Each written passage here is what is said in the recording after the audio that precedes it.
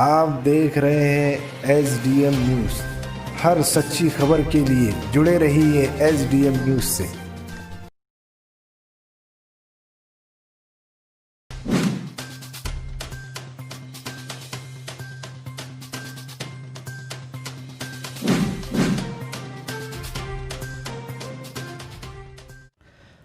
आज हम रहमानिया कॉलोनी में आए हैं। आप देख सकते हैं कि मेरे साथ मौजूद है मुस्लिम नुमाइंदा कौंसिल के नायब सदर। आप सभी आवाम जानते हैं कि आज मौजूदा हालात में जिस तरह के हालात उभर के आ रहे हैं, चाहे सियासी हो, समाजी हो, कहीं ना कहीं अफरा तफरी का माहौल है। ऐसे हालात में, ऐसे मामलात में कई लोग आगे निकल के आ रहे हैं जो आवाम की नुमाइंदगी कर रहे हैं। जैसा कि आप सभी ख़ायरीन, सभी सुनने वाले जानते हैं कि पिछले दिनों ख्वाजा अजमेरी रहमतुल्लाह अलैह की शान में एक टीवी एंकर ने नाज़िबा कलमात अदा किए। उसको लेके लाखों करोड़ों लोगों की दिल आज़ारी हुई। इसी सवाल को लेकर मोहतरम, मैं सबसे पहले आपके प्रतिक्रिया जानना चाहूँगा, आपके तासुरात। बिस्मिल्लाहिर्रहमानिर्रहीम, अल्हम्दुलिल्लाहि रब्बिल आलमीन, वस्सलातु वस्सलामु अला सय्यदिल अंबिया वल मुरसलीन। देखिए, सबसे पहले तो ये अर्ज़ करूँगा इसका जवाब कि पूरा हिंदुस्तान, बल्कि उसमें पड़ोस का मुल्क ले लीजिए आप और बांग्लादेश ले लीजिए, ये मरहून मिन्नत है हज़रत ख्वाजा मोइनुद्दीन चिश्ती रहमतुल्लाह अलैह की दीनी मेहनत का। अगर हज़रत यहाँ तशरीफ़ न लाते तो हम तक जो दीन आज पहुँचा है और हज़रत की खिदमत की बरकत से आज जो हम मुसलमान हैं, इस्लाम पर चलने वाले हैं, ये इतना आसान ना होता। घर से दीगर औलिया इकराम भी आए, बुज़ुर्गान दीन की मेहनतें रही हैं, लेकिन इन सब में बहुत ज़्यादा जो नुमाया और मशहूर नाम है हज़रत ख्वाजा साहब रहमतुल्लाह अलैह का है। लिहाजा इस वक्त जो पूरे मुल्क में एक कम्युनिज़म को लेकर जो मैंने सांप्रदायिक सोच कि किसी भी किस्म का नाम आ जाए मुसलमान का तो उस पर अटैक कर रहे हैं, तो जिस टीवी एंकर ने ये गलती की है तो इस पर सख्त से सख्त कार्रवाई होना चाहिए कानूनी। बल्कि अब IPC में कोई ऐसी धारा बन जानी चाहिए कि जिसके बाद ऐसे लोगों पर सख्त कार्रवाई हो और फिर कोई ऐसी हिम्मत ना कर सके, जुर्रत ना कर सके। ये मेरा मानना है। हज़रत, हमने देखा है कि जब भी मिल्लत के मुसलमानों पे कोई हालात आते हैं तो सभी समाजी सियासी तंजीमें एकजुट आती हैं। लेकिन हमने देखा है कि ठीक है, इसके बारे में सब ने जो है तो कमिश्नर साहब को, ज़िला कलेक्टर साहब को निवेदन दिया है कि हमें अपने गम गुस्से का इज़हार किया है, लेकिन ऐसा देखने में नहीं आया कि तमाम मसलक फ़िक्र के लोग एक वफ़द की शक्ल में जाके नुमाइंदगी करे। ये कहीं ना कहीं कमी देखी गई। इसकी क्या वजह मानते हैं आप? नहीं, ये हो सकता है जो आपके तासुरात है कि कहीं पर यानी इज्तिमाई नुमाइंदगी नहीं हुई है, लेकिन ऐसा नहीं है। मैं ऐसा समझता हूँ कि अपने अपने तौर पर सभी ने एहतजाज दर्ज किया है और कहीं ऐसा लैक ऑफ कोऑर्डिनेशन नहीं पाया गया। अल्हम्दुलिल्लाह मरबूत रहे, फ़िक्र एक रही, सोच एक रही, जज्बात एक रहे, एहसासात एक रहे। तो मेरा इस सिलसिले में मानना है कि कोई लैक नहीं पाया गया, कोई कमी नहीं पाई गई। अल्हम्दुलिल्लाह कोऑर्डिनेटेड रहे सब और सब ने मुश्तरका तौर पर अपने अपने प्लेटफॉर्म से इस पर रिएक्ट किया है। ये मेरा मानना है। नहीं, इसमें एक हमने देखा है कि सियासी मसले पे हम एकजुट आते हैं तो कहीं ना कहीं आवाम में मैसेज जाता है, ख़ासकर तमाम मसले फ़िक्र के लोगों में। वो चीज़ देखने में नहीं है। आपने दुरुस्त कहा कि सभी लोगों ने अपने तौर से एहतजाज किया, लेकिन आखिर क्या वजह है कि जैसा हमारे जो तो सुन्नी हजरात हैं और जो भी दीगर हजरात है, शिया है, सुन्नी है, जो भी है मसलक के, ये इनके ज़िम्मेदारान एक वफ़ की शक्ल में नहीं जा सके, इसकी क्या वजह हो सकती है? अब इसकी वजह तो मैं समझता हूँ उन्हीं लोगों से पूछी जाए जो नहीं जा सके। ठीक है, तो हम पिन पॉइंटली नहीं बोल सकते कि दिस इज़ द रीज़न कि इसकी वजह से ऐसा हुआ है करके। ठीक है। अच्छा हज़रत, एक बात देखनी मैं, जब से लॉकडाउन का अमल चालू है, हम समझते हैं कि 3 महीने मुकम्मल होने को आ रहे हैं, बल्कि चौथा महीना शुरू होने में है। और ऐसे हालात में हमने देखा है कि ख़ासकर मज़दूर तबका बहुत बेहद परेशान था, भुखमरी का आलम था। वो तो अल्लाह का करम हुआ कि छोटी छोटी तंजीमें आगे आई और बेचारों ने खाना बना के तकसीम किया, रानासी किट तकसीम किया। तो आखिर क्या वजह है? इतना बड़ा हमारा शहर है, हमारी इतनी बड़ी सियासी नुमाइंदगी है, तो उसके बावजूद भी कई लोग फाका खशी के शिकार रहे।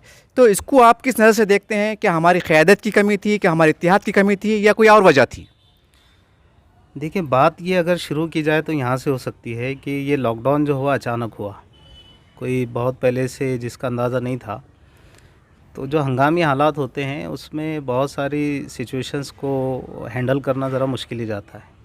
यहाँ पर भी कुछ ऐसे ही हुआ, लेकिन ये बात आपकी दुरुस्त है कि हमारे पास कोई ऐसा सिस्टम होना चाहिए सेंट्रलाइज्ड कि जो ऐसे हालात में, एमरजेंसी हालात में मज़दूर तबका हो, गरीब तबका हो, बल्कि ख़ुसूसन इस वक्त मैं कहूँगा उलमा इकराम, हुफ़ाज़ इकराम, मकातिब के असातिज़ा, अहले मदारिस, तो इनके लिए हमारे पास कोई ऐसा सिस्टम होना चाहिए, कोई निज़ाम होना चाहिए मज़बूत, कि जो ऐसे हंगामी हालात में उनको सहारा दे सके।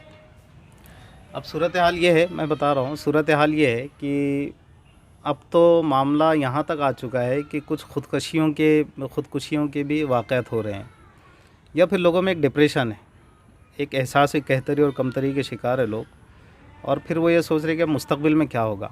ठीक है, अहले ईमान के पास एक बहुत बड़ी ताकत है तवक्कुल अल्लाह की, कि उनका यकीन है कि वो मुक़द्दर की जो रोज़ी का आखिरी दाना जब तक पेट में चला ना जाए, हलक के नीचे उतर ना जाए, उनको मौत नहीं आ सकती है। लेकिन हमको तो सोचना है पूरी इंसानियत को लेकर। तो पूरी इंसानियत को लेकर इस वक्त जो हालात बने हुए हैं, ख़ास करके गरीब तबका, मज़दूर तबका, तो पहले ही से हमारे पास इस तरह का कोई सिस्टम होना चाहिए था।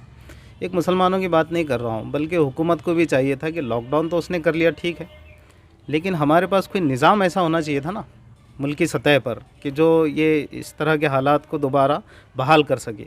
तो इसका तो ज़रूर एक यानी बहुत बड़ी कमी पाई गई, जिसका असर आप देख रहे हैं कि इस वक्त लोग बहुत परेशान हैं।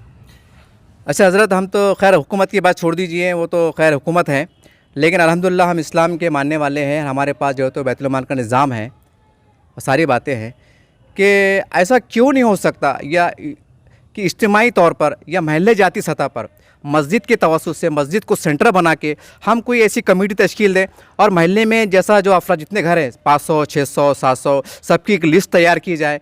ये हमारे उलमा इकराम काम क्यों नहीं कर सकते इज्तिमाई तौर पे? ये ऐसा क्यों, जबकि हम बड़े बड़े इदारे चलाने में कामयाब हो रहे हैं, बड़े बड़ी मस्जिदें बनाने में कामयाब हो रहे हैं, यहाँ तक कि हम सियासी मैदान में भी कहीं ना कहीं हम हमारी पेशरफ्त कर रहे हैं, और ये एक महल्ले जाती सतह पर हम एक बैतुल माल का सिस्टम क्यों नहीं ये कायम हो सकता है? इसके बारे में बात से मैं 100% इत्तेफाक रखता हूँ। आप अगर मेरी फेसबुक की पुरानी पोस्ट देखें, सोशल मीडिया की पोस्ट देखें, तो मुझ जैसे और भी बहुत सारे अल्हम्दुलिल्लाह लोग, मैं तो बहुत छोटा मोटा आदमी हूँ, लेकिन ये मेहनत हम लोग मुसलसल कर रहे हैं कि हमारा ज़कात का निज़ाम भी एक सेंट्रलाइज्ड होना चाहिए। और जैसे बैतुल माल का जो कॉन्सेप्ट इस्लाम ने दिया है, तो हमको चाहिए कि हम ज़कात सदक़ात के ज़रिए से भी अपने बैतुल माल को स्ट्रॉन्ग करें और ज़कात के निज़ाम को भी सेंट्रलाइज़ करें।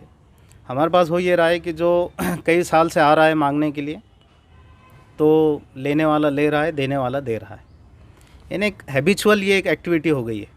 ज़कात देना भी एक आदत बन गई और ज़कात लेना भी आदत बन गई, जबकि इस्लाम ने इसको बहुत ही अच्छे कॉन्सेप्ट के साथ दुनिया के सामने पेश किया है। ज़कात का इज्तिमाई निज़ाम ये बहुत सारे मसाइल को हल कर सकता है। हमारे पास अफसोस के साथ कहना पड़ता है कि माल वालों की कमी नहीं है, अल्हम्दुलिल्लाह बहुत पैसा है लोगों के पास, जिनके पास है। तो अब उनको चाहिए कि वो ये एक सोच डेवलप करे, पैदा करे कि भाई हम जब भी ज़कात देंगे तो एक मरकज़ी तौर पर कोई हमारा सेंटर हो, बैतुल माल हो। महल्ले वाइज भी ये काम हो सकता है, कोई ज़रूरी नहीं कि आप किसी तंजीम जमात के बैतुल माल ही को मजबूत करें। कभी इत्तेफाक हो सकता है, नहीं भी हो सकता है, यानी व्यूज़ से और अपने जो लाइन ऑफ वर्क होता है उससे। लेकिन आप ये तो कर सकते हैं ना कि एक महल्ले से मुतालिक अगर 50 घर है, तो उस महल्ले की जो मस्जिद है, उस मस्जिद के इमाम, सदर या ज़िम्मेदारों को लेकर एक कमेटी अलग बना दी जाए, और वो कमेटी फिर इज्तिमाई तौर पे उसी महल्ले के जो घर के अफराद हैं उनकी ज़कात कलेक्ट करे, और ज़कात का एक इज्तिमाई निज़ाम कम से कम उस महल्ले की हद तक कायम करे। जब हर महल्ला इसको कवर करेगा इंशाअल्लाह, तो आप देखेंगे कि बहुत सारे मसाइल जो यानी फ़ाइनेंशियल क्राइसिस चल रही है, ये दूर हो जाएगी इंशाअल्लाह। हज़रत, हमने देखा है कि 3 महीने का वक्फ़ा पाए तकमील को पहुंच रहा है लॉकडाउन का, और हमने पूरे औरंगाबाद का सर्वे किया है, लगातार हम सर्वे पे है, और आज भी हमारे पास ताज़ा तरीन इत्तलात ये है कि बहुत से महल्ले में, बल्कि मैं समझता हूँ हर मुस्लिम महल्ले के 50% से ज़्यादा लोग जो हाथ मजदूर अफराद पर मुश्तमिल है, जिनके पास घरों में किराया देने को पैसे नहीं है, खाने पीने के मसले हैं, और कोई गैरत के मारे आज भूखा कशी की ज़िंदगी तक फाका कशी में गुजार रहे हैं। ऐसे अफराद को एक नए सिरे से मनज़म तरीके से, जैसा हमने जोश बताया था पिछले महीने में, रमज़ान के महीने में घर घर अनाज तकसीम हो रहा था, राशन तकसीम हो रहा था, पैसे की मदद हो रही थी, जैसा भी हो रही थी, उसी कहीं ना कहीं ज़रूरत है, क्योंकि आज बहुत लोग परेशान हैं भूखे की हालत में। तो इसके लिए आप तंजीमों के लिए क्या पैगाम देना चाहते हैं? ये काम को आप महल्ले जाती सतह पर किस तरह से शुरू होना चाहिए? इस काम की शुरुआत तो बहुत ज़रूरी है, जैसे कि, लेकिन आपने ज़िक्र किया है कि इब्तिदाई अय्याम में जो जोश था फिर वो सेकंड फेज़ में कुछ कम हुआ। थर्ड फेज़ में अब ये आलम है कि जो पहले दे रहे थे अब वो खामोश बैठ गए। इल्ला माशाल्लाह। वजह क्या है उसकी कि जो पहला झटका था उस वक्त लोगों के पास काफ़ी कुछ जमा पूंजी थी। सेकंड फेज़ में थोड़ा सा वो भी सोचने लग गए, हाथ खुला रहा लेकिन सोच के साथ। थर्ड फेज़ में उनका अपना बजट भी ज़रा डगमगाने लगा। तो अब ये जो संगीन हालात हैं, ये जो थर्ड फेज़ में जो फर्स्ट फेज़ में देने वाले थे वो थर्ड फेज़ में जाकर ज़रा खामोश बैठ गए। ये मैं मानता हूँ कि परेशानी सबको है, परेशान सब है, कारोबार नहीं है, धंधे नहीं है, सब अपनी जगह। लेकिन हमारे पास इतना बड़ा अक़ीदा और नज़रिया है कि हम जितना ख़र्च करेंगे उतना बढ़ेगा। ये वाहिद इस्लाम सिखाता है, जितना ख़र्च करोगे उतना अल्लाह देगा, 10 टाइम्स देगा, उससे भी ज़्यादा। तो अब मेरा पैगाम आपके माध्यम से रहेगा अहले सरवत को कि वो खौफज़दा ना हो, डरे नहीं, ये ना सोचे कि अपना बजट अब हिल गया है, बल्कि वो मज़ीद अब कमर बस्ता होकर, हिम्मत दिखाकर, अज़ीमत पर अमल करते हुए उनको चाहिए कि वो कुछ ना कुछ इस तरह से तंज़ीमी तौर पर, या फिर हमारी जो तंज़ीमों का आपने ज़िक्र किया वो तंज़ीमें उनको ज़्यादा से ज़्यादा महमेज दे, ज़्यादा से ज़्यादा इनकरेज करे, ज़्यादा से ज़्यादा मिलकर उनको उभारे इस बात पर कि वो सदक़ात व खैरात, भले ही आप पेशगी निकाल लें ज़कात को, ये भी गुंजाइश कि आइंदा साल की ज़कात आप पहले ही निकाल लें। ज़िंदगी वफ़ा करे ना करे कौन जानता है, कौन जिएगा कौन मरेगा। इसलिए बेहतर है कि जो अगले साल हम ज़कात देने वाले हैं वो इसी साल हम निकाल लें, और फिर उसके ज़रिए से इस वक्त जो परेशान हाल लोग हैं फिर से हम उसी जोश खरोश के साथ दोबारा उनकी मदद के लिए तैयार हो जाए। ये मेरा मानना है।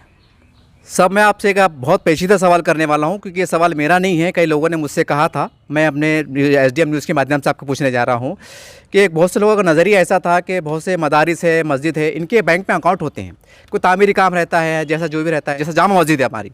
तो कुछ लोगों का नज़रिया था कि ऐसा नहीं हो सकता, कोई शरीयत में इसकी गुंजाइश है क्या नहीं, कि वो जो तामीर के लिए पैसा दिया गया था, तामीरी काम के लिए दिया गया था, नीयत उनकी तामीर की थी, लेकिन आज हालात ऐसे हैं कि लोग आज भूखे मरने पर मजबूर हैं। तो कुछ वो पैसा उलमाए के राय से, इत्तेफाक राय से, कुछ शरीयत की रोशनी में कोई लाएमल तैयार करके कि वो पैसा हम गरीबों पे खर्च कर सकते हैं, क्या ऐसा कोई शरई एतबार से इसकी गुंजाइश है? सवाल तो आप ही ने किया और आप ही ने गोया कहीं ना कहीं उसका जवाब भी दे दिया कि ये चीज़ काबिल गौर ज़रूर है और इसमें कुछ ना कुछ तरमीम की जा सकती है, और कहीं ना कहीं कोई अमेंडमेंट के साथ अगर कोई गुंजाइश निकलती है तो इस पर हज़रात उलमा इकराम ही सोचेंगे, और सोचना भी चाहिए। मैं तो कहता हूँ, बल्कि मैं हमारी बरादरी को, हज़रात उलमा इकराम को ये रिक्वेस्ट करता हूँ, दरख्वास्त कर रहा हूँ कि वो ज़रूर इस पर सोचना चाहिए कि वक्त का तकाज़ा है। अगर कुछ गुंजाइश निकलती है तो, या फिर कोई दूसरा मुतबादिल हो सकता है तो वो देखें, लेकिन इसका फ़ैसला बहरहाल उलमा इकराम, मुफ्तियान इकराम, इज्तिमाई तौर पर जो फ़ैसला लिया जाएगा उसके बाद ही कोई चीज़ कही जा सकती है। एक आखिरी सवाल है मोहतरम मेरा आपसे कि जैसा आपने कहा कि भाई लोगों के पास पैसे गुंजाइश ख़त्म हो गई, पहला मरहला था, दूसरा मरहला था, अब नहीं है, जो भी है। लेकिन एक बात देखने में आई कि जब शहर के डेवलपमेंट के नाम पर हमारे कुछ जो भी है कि भाई लोगों ने इसमें माली ताउन दिया था, सियासी एतबार से बात कर रहा हूँ मैं, क्या ऐसा मुमकिन नहीं है कि औरंगाबाद के बड़े बड़े सियासी लीडरान एक अपील जारी करें, एक एकजुट हो कि भाई आप फ़ला ऑफिस पे फ़ला टाइम में लॉकडाउन का पालन करते हुए, डिस्टेंस का पालन करते हुए आप हमारे पास जमा कीजिए, ताकि ये पैसा हम फिर से गल्ला जमा कर सके, लोगों को दूध है, राशन है, दवाइयाँ हैं पहुँचा सके। ये काम कहने के हमारी लीडरशिप कर सकती हैं, ऐसा लोगों का भी नज़रिया था। इस बारे में आप ज़रा खुल के बोलिए। इस बारे में तो आपने भी खुलकर काफ़ी कुछ कह दिया।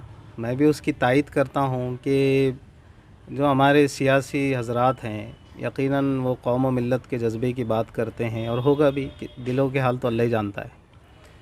तो इस वक्त तो उनको बहुत ज़्यादा सामने आकर खुलकर ये बात कहने की ज़रूरत है कि यानी हम आपकी क्या सेवा और ख़िदमत कर सकते हैं, उनको करना चाहिए। सिर्फ वोट लेना या सियासी मफाद हासिल करना तो अल्लाह के यहाँ इसकी भी पकड़ है। लिहाजा इस वक्त हमको बहुत ज़्यादा इस बात की फ़िक्र करना चाहिए कि सियासी हजरात जो हमारे कायदीन कहलाते हैं, 2-5 लाख रुपए कोई बहुत बड़ी बात नहीं है, अल्लाह ने उनको इतना नवाजा है। अगर आप औरंगाबाद के हमारे सियासी हजरात को देखें माशाअल्लाह, तो अल्लाह ने बहुत नवाजा है, बहुत अच्छी बात है, अल्लाह और दे उनको, आमीन। लेकिन इस वक्त, और ऐसा नहीं कि काम नहीं किया है, काम किया भी है माशाअल्लाह, करने वालों ने काम भी किया है, थोड़ा पेश रहे हैं, लेकिन काम अभी बाकी है, मुकम्मल नहीं हुआ है। और बहुत सारे काम अभी बाकी है। तो उनको चाहिए कि वो ज़्यादा और क़ुव्वत और ताकत के साथ और प्लानिंग के साथ आगे आएँ। और ये जो आप कह रहे हैं ना कि फ़ंड्स वगैरह, तो जितना फ़ंड वो अपने ज़ाती तौर पर भी दे सकते हैं वो कलेक्ट कर सकते हैं, वो कहीं से कोई ऐसे रास्ते निकल सकते हैं यानी स्कीम्स के तौर पर, या गवर्नमेंट से भी वो ले सकते हैं। तो वो चूँकि पॉलिटिकल लोग हैं तो उनको सब पता होता है। तो उनको चाहिए कि वो इस वक्त अपनी लीडरशिप दिखाए, अपनी क़यादत दिखाए। तो मैं इस बात का इनकार नहीं कर रहा हूँ कि लोगों ने काम नहीं किया है, सियासी कायदीन ने किया है, अच्छा किया है, लेकिन अभी और अच्छा करने की ज़रूरत है, मज़ीद इसमें बढ़ावा देने की ज़रूरत है। और कहीं ना कहीं जाकर के उनको वाकई ये चीज़ साबित करना पड़ेगी कि we are fair in politics. और हम ये जो खिदमत खल्क़ का दावा हम करते हैं तो हम इसमें बहुत सच्चे और खरे हैं। ये मज़ीद उनको और आगे बढ़कर साबित करना पड़ेगा, क्योंकि लोग बहुत परेशान हैं। मैं फिर भी एक पैगाम देना चाहता हूँ आपके माध्यम से कि परेशान होने की ज़रूरत नहीं है। गर वक्त आ पड़ा है, मायूस क्यों खड़ा है, अल्लाह बहुत बड़ा है, अल्लाह बहुत बड़ा है। हमारा ईमान और यकीन है कि पत्ता भी अल्लाह की मर्ज़ी के बग़ैर नहीं गिरता है। तो वल्क़द्रि खैरिही व शर्रिही, हमारा ईमान है ना कि तकदीर अच्छी हो या बुरी सब अल्लाह की तरफ से, और अल्लाह ही फ़ैसले करते हैं। लिहाजा हालात के बिगड़ने पर परेशान नहीं होना चाहिए, मायूस नहीं होना चाहिए, डिप्रेशन में नहीं जाना चाहिए। अल्लाह है जो फ़ैसले करते हैं। अल्लाह ही ने बीमारी लाई, अल्लाह ही इसको दूर करेगा। हर वक्त अपने अल्लाह को याद कीजिए, अल्लाह को मनाइए। जैसे कि आज हमने तय किया कि 7:30 बजे से लेकर 7:45 तक हम जो आज दुआ में बैठेंगे, इस्तिग़फ़ार करेंगे, तौबा करेंगे, वो इसीलिए तो करेंगे ना कि हमको अपने अल्लाह को मनाना है, लेकिन मायूस नहीं होना है, हारना नहीं है हालात से। मोमिन कभी भी हालात से हारता और डरता नहीं है। हर हाल में अल्लाह को याद कीजिए। हम नहीं मरेंगे उस वक्त तक जब तक अल्लाह ना चाहे, और नहीं जिएंगे जब तक अल्लाह ना चाहे। लिहाजा हमारा तवक्कुल है, हमारा ईमान है, और ये एक ऐसा वैक्सीन है जो अंदर से हमारे इम्यून पावर को डेवलप करता है, हमारे विल पावर को बढ़ाता है। तवक्कुल अल्लाह एक ऑटोमेटिक एक वैक्सीन है जो अंदर पैदा होता है। लिहाजा हम सबको चाहिए कि बग़ैर किसी खौफ व ख़तर के, हालात आते हैं चले जाते हैं, आज कोरोना आया चला जाएगा, कभी कुछ आएगा नहीं आएगा, सब अल्लाह की मर्ज़ी, लेकिन हम तो जिएंगे इंशाअल्लाह इस्लामी शान से जिएंगे, ईमान के शान से जिएंगे, तवक्कुल अल्लाह करते हुए जिएंगे, और अपनी उस सोच, इस्लामी सोच से रत्ती बराबर भी कोई कम्प्रोमाइज़ नहीं करेंगे। ये हमारा वतीरा और हमारी शान होना चाहिए, हमारी पहचान होनी चाहिए। मैं आप सबको यही पैगाम देता हूँ, दुआएं कीजिए, इस्तिग़फ़ार कीजिए, हारिए मत। 2 वक्त की रोज़ी भी मिल गई, वो उस वक्त का गनी है, वो उस वक्त का मालदार है। प्यारे नबी सल्लल्लाहु अलैहि वसल्लम ने हमको सिखाया है कि जिसके पास एक दिन का इंतज़ाम है वो उस वक्त का रईस और गनी है। तो अल्लाह का एहसान व करम है, इतनी भूखमरी तो है नहीं कि हम परेशान हो जाएं, घबरा जाएं। अल्लाह है रज़्ज़ाक़, अल्लाह है, देने वाली ज़ात अल्लाह की है, लिहाजा मायूस नहीं होना चाहिए। यही मेरा पैगाम है। अल्लाह मुझे आपको हम सभी को अमल की तौफ़ीक़ दे। ये थे मौलाना साहब मोहतरम, जिन्होंने बड़ी बेबाक तरीके से हर मौजू पर, हर सतह पर ख़ास कौम की नुमाइंदगी की, और कौम की क़यादत को तमाम बिला लिहाज तमाम सभी पार्टी के लीडर को एक वाज़ेह पैगाम दिया कि यहाँ से हमें किस तरह मुनज़्ज़म तरीके से आगे बढ़ना है और अपनी क़यादत को साबित करना है।